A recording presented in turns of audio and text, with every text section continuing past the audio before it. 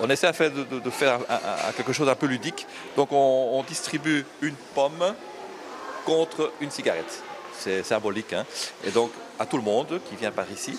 Et nous faisons aussi des mesures du monoxyde de carbone dans l'air expiré, qui est un des toxiques contenus dans la fumée de cigarette. La fumée de cigarette contient 4000 substances, elles ne sont pas toutes toxiques heureusement, mais là-dedans il y a une centaine de toxiques, dont le monoxyde de carbone, qui est un gaz qui va remplacer l'oxygène dans le sang et qui donc peut provoquer une sous-oxygénation chronique et abîmer le système cardiovasculaire à la longue.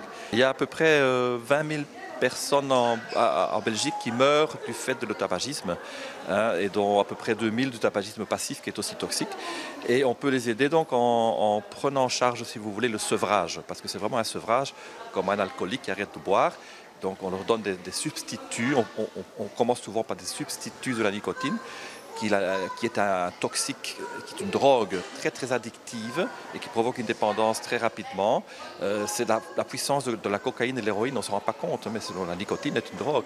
Donc les gens ne doivent pas se sentir coupables, ils sont devenus esclaves de la nicotine. Le principe du traitement, c'est de substituer cette nicotine à des doses qui vont progressivement diminuer.